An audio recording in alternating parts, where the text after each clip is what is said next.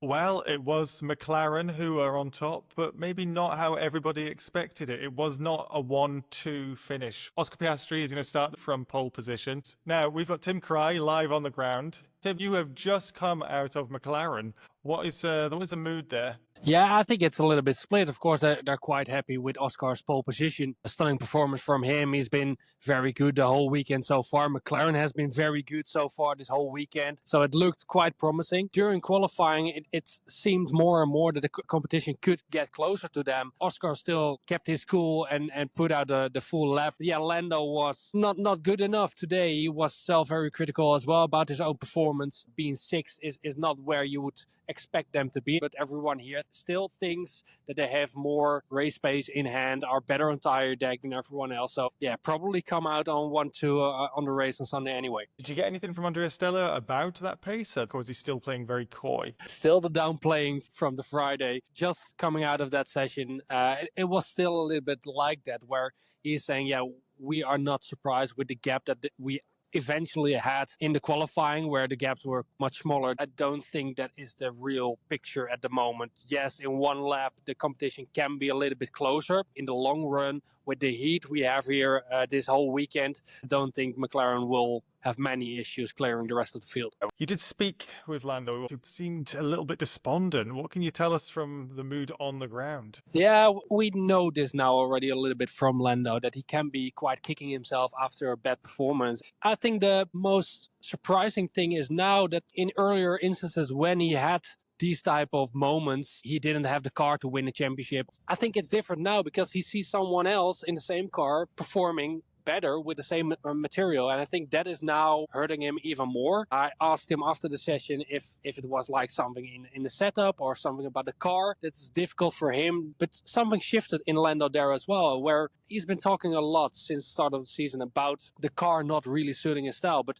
he wasn't disappointing with himself a little bit and saying, I am a driver, I'm an F1 driver, and I should be capable of getting more out of the F1 car, whatever car I get, and Oscar seems to do it pretty fine. So it's not about the car, it's about me, and that was a really clear message he sent after the qualifying. It sounds a little bit like following in the footsteps of Lewis Hamilton, who wears his heart on his sleeve. It seems like he's returning to those days as well now.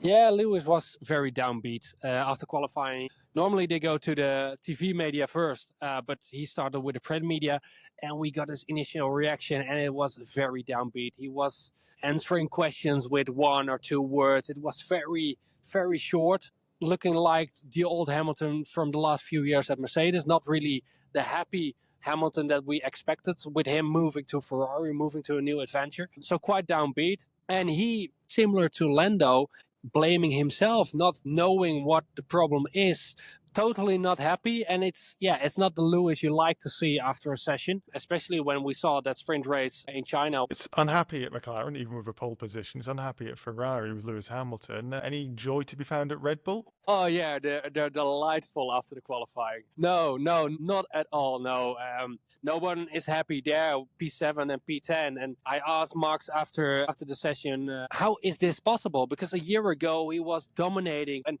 we come here a year later and Red Bull is nowhere.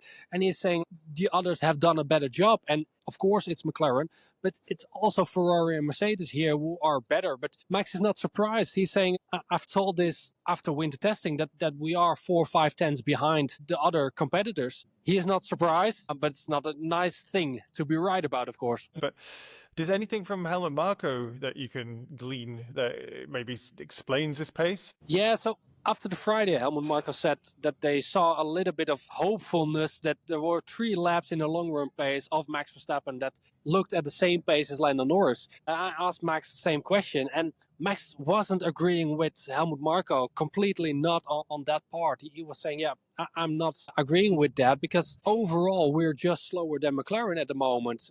Maybe a little bit better with Ferrari and Mercedes, but even they seemed out of reach for Red Bull, especially in the long run. It was the same conclusion Helmut Marko had after FP2 yesterday, and it was kind of a similar note that Max gave after the session. I'm extremely excited to see this somewhat mixed up grid that I didn't really expect. It's going to be a sensational race. You're lucky enough to be there, live on the ground from the paddock. We'll speak to you tomorrow. Thank you so much, Tim. Thank you, everybody, for watching. We'll be back tomorrow.